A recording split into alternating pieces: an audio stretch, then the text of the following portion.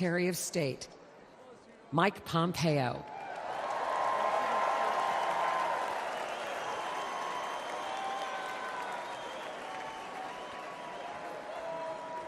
Good evening. Good evening, my fellow Americans. It's great to be with you. A special shout out to Kansas over there, my good friends from Kansas. You know, I had the incredible privilege to serve as President Trump's CIA Director and Secretary of State. It was my greatest honor to work with him every single day to serve you, the American people. Now you all are paying attention, so you know what the Trump administration achieved, but it's worth going through a few of these accomplishments. Let's start with this. There were no new American wars.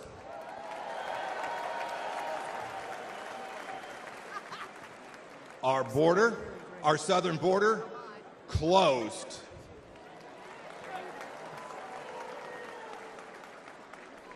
It may seem like a long time ago, but when we took office, there were people's heads being cut off at the beaches. We destroyed ISIS and its caliphate. And you know, here's another fun fact. We never lost our Secretary of Defense for 2 weeks either.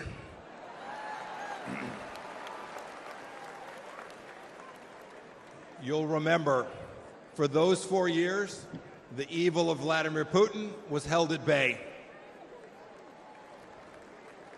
When we walked out, January of 2021, the Iranian regime was afraid, and the people of Israel were strong and secure, and we treated them like the friend and ally that they need to be. Everywhere we went, religious freedom was protected. We held 3 summits in North Korea, and North Korea was quieted. We'd begun an honorable exit from Afghanistan, and not a single Chinese spy balloon flew across the United States of America. 4 years. Had I been the Secretary of State and a Chinese spy balloon flew across our country, I would have been the former Secretary of State, and rightfully so.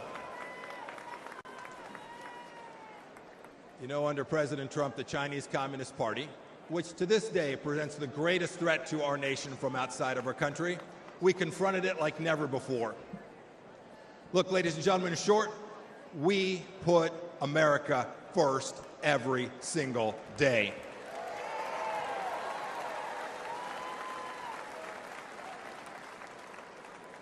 "42 months on, what has Joe Biden and Kamala Harris done? And their leftist handlers, what have they delivered to us for security and prosperity? Almost nothing. Let's start with this. You saw some of them last night.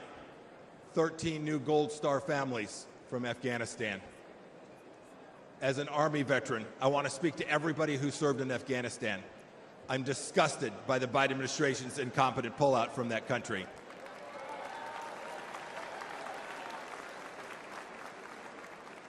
To those of you who served there, know this. Know that your service was honorable, that you saved American lives, and that the Pompeos love and admire you for what you did for America. Thank you, and God bless each and every one of you.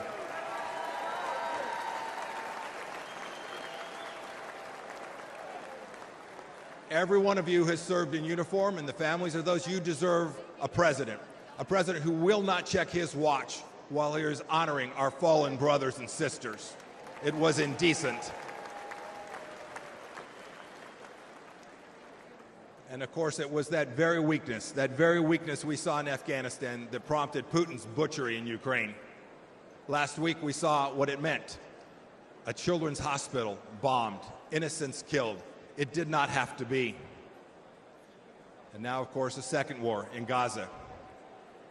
President Biden won't even talk about the fact that Americans are still being held there by the Iranian regime. Contrast that with what we did when Americans were wrongfully held. President Trump sent me to North Korea to bring home 3 American pastors. We brought them home. We brought them home along with dozens of other hostages, and we did so without paying one single penny to the terrorists.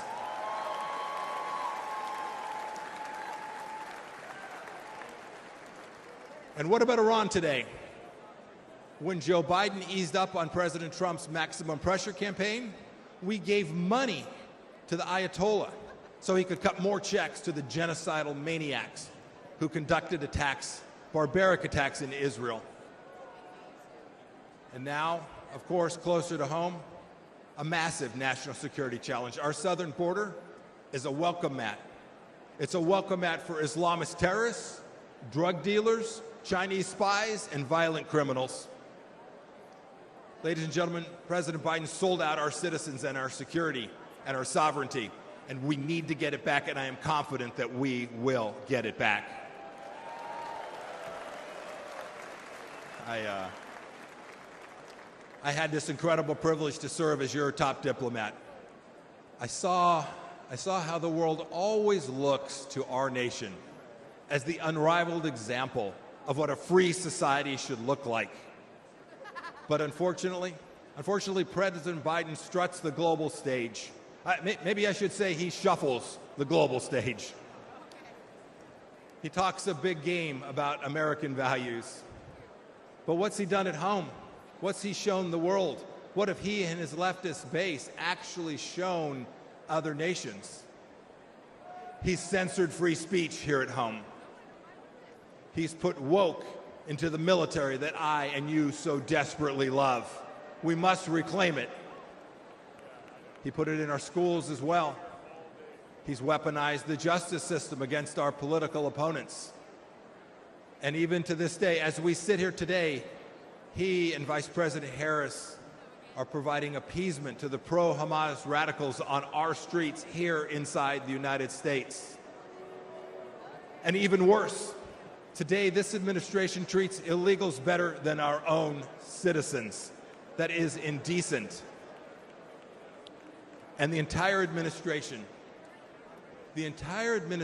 has failed to tell us the truth that we all know and is so dangerous to our nation. The truth that Joe Biden can't handle that 3 a.m. phone call. Indeed, he won't take a phone call after about 4 p.m. My call to you tonight is really straightforward. It's really simple. We can't trust the Biden administration, and that means we have work to do to uphold American values. It is up to those of us in the room tonight and those of you watching tonight. Donald Trump will every day, I saw it firsthand, he will put America first. So let's do what's right and what's important. Let's elect a president who isn't ashamed of our nation and will never apologize for our country. And when we do, we will put a strong America First leader back in the White House. We'll re-elect Donald J. Trump, and we will make America special, exceptional, and of course, great again. Thank you. God bless you. God bless our veterans and the United States of America.